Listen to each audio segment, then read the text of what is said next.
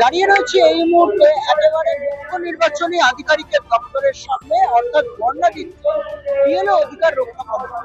তারা কিন্তু মূলত বেশ কিছু দাবি দেওয়ার স্বার্থে এই ধর্ণাবস্থান চালিয়ে নিয়ে যাচ্ছে। কিন্তু এই ধর্ণাবস্থানে আমরা দেখলাম কি গতকাল একটা তুমুল পর্যায়ে পুলিশের সাথে খণ্ডযুদ্ধ, তারপর কিন্তু অবশেষে মুখ্য নির্বাচনী আধিকারিকের দপ্তরে তারা প্রবেশ করতে পারল। তাৎক্ষণিকভাবে তারা এই মুহূর্তে দাঁড়িয়ে যে দাবি দেওয়াটা করে আসছেন একরকম ভাবে রাজনৈতিক উদ্দেশ্য বিজেপির মদতপুষ্ট নির্বাচন কমিশন তৈরি করে এসআইআর এর নামে বৈধ ভোটার বাতিলের চেষ্টার প্রক্রিয়াতে বিএলওদের উপর যে অমানসিক কাজের চাপের ফলে একের পর এক রাজ্য ছিল বিএলওদের যে মৃত্যুর ঘটনা ঘটছে, তার প্রতিবাদেই কিন্তু তারা মূলত রাজপথে নেমেছে। এই আবহে আমরা কি দেখতে পেলাম যে ইতিমধ্যে দাঁড়িয়ে প্রায় ৩-৪ দিন ব্যাপী এই মুখ্য নির্বাচনী আধিকারিকের দপ্তরের সামনে তারা ধর্ণাবস্থান চালিয়ে নিয়ে যাচ্ছে। শুধু ধর্ণাবস্থানই চালাচ্ছেন না, সেই সঙ্গে সঙ্গে গতকাল পুলিশের সঙ্গে খণ্ডযুদ্ধের ছবিও লক্ষ্য করা। এখন আপনারা তো প্রত্যেকে অবগত আছেন যে ১ মাসের মধ্যে একটা ১ বছরের বা ১ বছরের বেশি সময়ের প্রক্রিয়া সেটাকে সম্পন্ন করতে বলা হয়েছে। বিএলওদের উপরে এই এসআইআর এর কাজকর্ম করবার জন্য মানসিক শারীরিক যে চাপ, তার ফলে দেখেছেন যে গোটা রাজ্যের বিভিন্ন প্রান্তে একাধিক বিএলও তাদের প্রাণপাত করতে হয়েছে, অনেকে অসুস্থ হয়েছেন, বিছানায় পড়েছেন। আপনারা সংবাদ মাধ্যমের কর্মী ২৪ ঘন্টা মানুষের জন্য কাজ করেন, ফিল্ডে কাজ করেন। আপনারা হলফ করে বলুন তো আপনাদের এনুমারেশন ফর্মটা জমা হয়েছে তো সেটা সঠিকভাবে হয়েছে কিনা, বলে আপলোড হয়েছে কিনা আপনারা নিশ্চিত নন। আবার তো মানুষের সকলের একটা হচ্ছে ফোর্থ পিলার, মানুষের জন্য কথা বলেন। তা আপনারা নিশ্চিত না হলে সাধারণ মানুষের নিশ্চয়তা কোথায়? যেখানে ৭ দিনের সময়সীমা বর্ধিত করা হয়েছে, আমরা বিএলও যে হচ্ছে অধিকার রক্ষা কমিটি আমরা মনে করছি এই সময়টা একদমই পর্যাপ্ত নয়। এটাকে হচ্ছে অবশ্যই কমসে কম ৩ মাস করা উচিত, যাতে স্বচ্ছ নির্ভুল ভোটার তালিকা তৈরি করতে বিএলওদের যে ভূমিকা সেটা তারা হচ্ছে সাবলীলভাবে পালন করতে পারে, এবং ভারতবাসী হিসাবে, বাংলাভাষী হিসাবে যাতে একটা স্বচ্ছ ভোটার তালিকার মাধ্যমে স্বচ্ছ একটা সরকার দেশে বা রাজ্যে নির্বাচিত হয়, এটাই বিষয়। আর দ্বিতীয় প্রশ্ন যেটা রয়েছে, দ্বিতীয় প্রশ্নের উত্তর আমার হচ্ছে আরেকজন সিনিয়র টিচার আছেন, উনি বলবেন। দেখুন, এই যে ৭ দিন বেরিয়েছে, এটা পার্টলি একটা ওনারা দিয়েছে, এটা কোনো যুক্তি হয় না। আপনি নিশ্চয়ই জানেন, আপনি সংবাদ মাধ্যম, যে ২০০১ সাল থেকে ১ সালে বা ২ সালে যেটা এসআর হয়েছিল, ২ থেকে ২.৫ বছর হয়েছে, সেখানে ১ মাস ৭ দিন। এটা আপনি বলুন না, এইটা কি সিস্টেমের মধ্যে পড়ে? নির্ভুল করতে গেলে সিস্টেমের মধ্যে আরো সময় দিতে হবে। এই একটা পার্ট গেল। টিচারদের ওপর যে প্রেশার, আমরা যারা গ্রাম বাংলায় বাস করি, টাউনের লোক অত বিএলওরা অতটা হয়তো নাও বুঝতে পারে, কিন্তু গ্রাম বাংলায় যারা বাস করি তাদের মধ্যে প্রচুর বিএলও আজকে অসুস্থ হয়ে যাচ্ছে। কেন? যে সকালবেলায় এসে গ্রাম বাংলার লোক এসে ফর্ম নিয়ে বলছে আমারটা ফিল আপ করে দাও, আমি পারছি না। সকালবেলা চা খাওয়ার সময় দিচ্ছে না, বাথরুম যাওয়ার সময় দিচ্ছে না, রাত ১২টা ১টা অব্দি ওকে কাজ করতে হচ্ছে, আবার ভোর ৪টা ৪:৩০টার মধ্যে উঠে যাচ্ছে। তো এই অবস্থায় সময় যদি নির্দিষ্ট সময়সীমা না বাড়ায় তাহলে তো প্রবলেমেটিক। এই অবস্থায় আমাদের বিএলও সুরক্ষা মঞ্চ, আমাদের কর্মসূচি চলবে। আমাদের শিক্ষক এখানে জড়িত, এটা আপনারা খুব ভালো করে জানেন, কোনো রাজনৈতিক মঞ্চ না, সব ধরনের শিক্ষক এখানে থাকবে। সুতরাং এইখান থেকে আমাদের কর্মসূচি চলবে, চলছে। আমি ওনার কোনো উত্তর দেব। আমি অঞ্জন ঘোষ। সময়সীমার জন্য বাড়ানো হলো, আপনারা কি ঠিকভাবে কাজ করতে পারবেন, কি মনে করছেন? না, সম্পূর্ণ যে আমাদের যে আন্দোলনের যে উদ্দেশ্য, এটা অন্যদিকে ঘুরিয়ে দেওয়ার জন্যই এটা তোলা হয়েছে। আমরা এই মুহূর্তে ভাতা নিয়ে কোনোভাবেই চিন্তিত নই, কারণ আমাদের কাজটা কিভাবে ফুলফিল করা যাবে সুষ্ঠুভাবে সেটা নিয়েই আমরা চিন্তিত। সব থেকে বড় কথা হলো এই সীমিত সময়ের মধ্যে যেটুকু কাজ হয়েছে সেই কাজগুলো সম্পূর্ণ যে ত্রুটিমুক্ত এটা বলা যাবে না, কেননা অ্যাপের মারাত্মকভাবে অ্যাপের সমস্যা ছিল। সারা পৃথিবীর প্রাণী জগৎ যখন মানে শুয়ে পড়ে তখন আমাদের অ্যাপটা যখন জাগ্রত হয়, আবার পৃথিবী যখন জাগ্রত হয় অ্যাপ তখন ঘুমিয়ে পড়ে, এরকম একটা অবস্থা। রাত ৩টের সময়, ৩টের পর থেকে রাত সকাল ৮টা পর্যন্ত অ্যাপটা সক্রিয় থাকে। এই সময় কাজ করতে গিয়ে স্বাভাবিক ভুল হতেই পারে, ভুলটা স্বাভাবিক, সেক্ষেত্রে ভুল হবে এটুকু আমরা ধরেই নিয়েছি। সেক্ষেত্রে ভোটারদের কাছ থেকে আমাদের খুব পরবর্তীতে একটা খারাপ ফিডব্যাক তো আমরা পেয়ে থাকবোই। সেক্ষেত্রে একটা নেগেটিভ প্রভাব আমাদের উপরে পড়বে। সুতরাং আমরা দেখতে পাচ্ছি যে একের পর এক বিরোধের সৃষ্টি হচ্ছে এবং সেই সঙ্গে সঙ্গে আন্তর্জাতিক ঘটনাও সামনে উঠে আসছে। তাতে কিন্তু স্বাভাবিক, এই মাসের 10 তারিখ থেকে 25 তারিখ মারাত্মক একটা চাপ ছিল, যার মধ্যে উপর থেকে বিডিও অফিস থেকে ক্রমাগত আমাদের উপরে চাপ প্রেশার ক্রিয়েট করা হয়েছে যে এই 25 তারিখের মধ্যে 100% ক্লিয়ার করতে হবে কাজ। সেক্ষেত্রে আমার বুথে আমার 1000 ভোটার, তাদেরকে ফর্ম আমি সেই সময়ের মধ্যে কালেক্ট করে তাদেরকে আবার সেগুলো ডিজিটাইজেশন করা আমার পক্ষে মানে অসম্ভব একটা ব্যাপার হয়েছে। সেক্ষেত্রে রাত 3টের পর থেকে সকাল পর্যন্ত কাজ করা সবার পক্ষে সম্ভব নয়। আমাদের মতো ইয়ং জেনারেশনের পক্ষে যেটা সম্ভব সেটা বয়স্ক লোকের মানুষের ক্ষেত্রে সম্ভবই না। সেক্ষেত্রে মানসিক চাপ তো স্বাভাবিক আরো বেশি করে পড়বে। আপনারা এখন যেন শেষ মুহূর্তে এসে দাবি করছেন।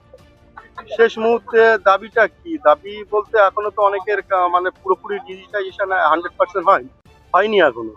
সেক্ষেত্রে আরো সময়সীমাটা বাড়ালে আরো কাজটা রিভিউ করা যাবে, যে কাজগুলো করেছি সেগুলো আবার পুনরায় আমরা রিভিউ করে দেখতে পারবো ঠিকঠাক করে সাবমিট করেছি।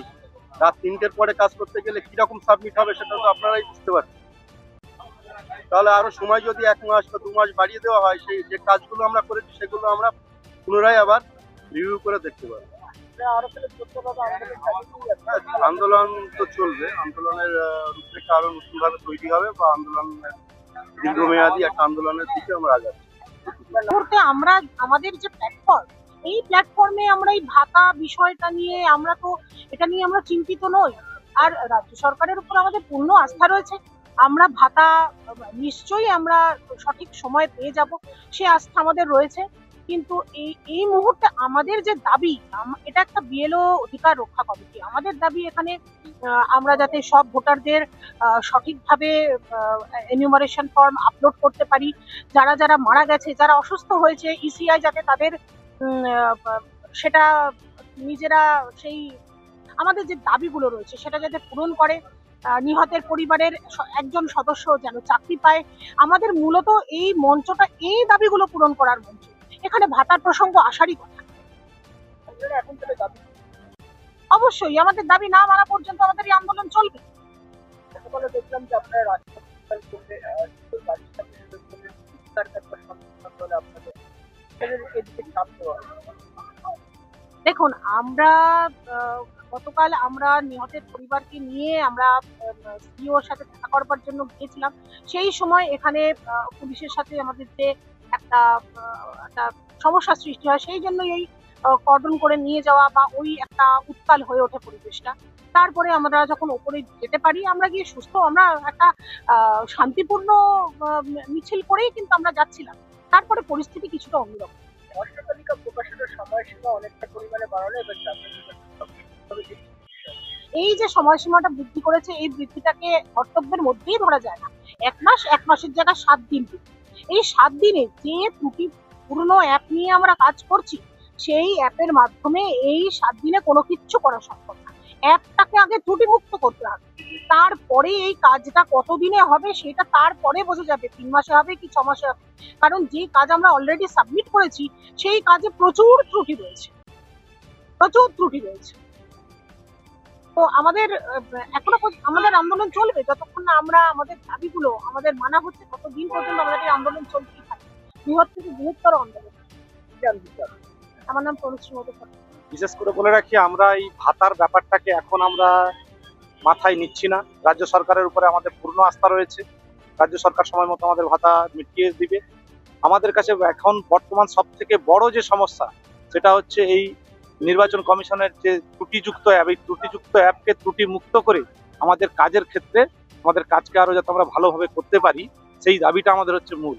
এবং এই কাজ করতে গিয়ে যারা আজকে প্রাণ হারিয়েছে বা যারা অসুস্থ, আমরা তাদের পাশে দাঁড়ানোর চেষ্টা করছি এবং কমিশনকে বলতে চাই যে যারা মারা গেছে তাদের পরিবারের অন্তত, তার হয়তো যেহেতু তার পরিবারে তিনি আর্নিং মেম্বার ছিলেন, অতএব তিনি যখন নিহত হলেন, অতএব সেই জায়গায় নির্বাচন কমিশন যাতে তার পরিবারের কোনো একজনকে চাকরির সুব্যবস্থা করিয়ে দেন, সেই দাবি আমাদের থাকছে। এবং যারা বয়স্ক, এই যে 7 দিন সময়সীমা বাড়ানো হয়েছে, এই 7 দিন সময়সীমা বাড়ানোটা যথেষ্ট নয়। কারণ আমরা তো দেখতে পাচ্ছি যারা বয়স্ক টিচার, যারা 59 বছর বয়স বা 55 বছর বয়স্ক টিচাররা, তারা এই কাজ করতে গিয়ে যথেষ্ট মানসিক চাপের সম্মুখীন হচ্ছেন, অসুস্থ হয়ে পড়ছেন। তাই এই সময়সীমা মিনিমাম খুব কম করে হলেও 6 মাস বাড়ানোর জন্য আমাদের এই দাবি থাকবে, এবং যতক্ষণ আমাদের এই দাবি মিটছে না আমরা ততক্ষণ আমরা কিন্তু আন্দোলন চালিয়ে যাব। দেখা গেল যে তারা বলছে যে এই যে তাদের কর্মকাণ্ডের প্রক্রিয়া, সেই কর্মকাণ্ডের প্রক্রিয়াকে জাতীয় নির্বাচন কমিশন সেই যে সময়সীমাটা দিচ্ছে, খসড়া তালিকা প্রকাশের যে সময়সীমা, সেটা একেবারে কম সীমাবদ্ধ।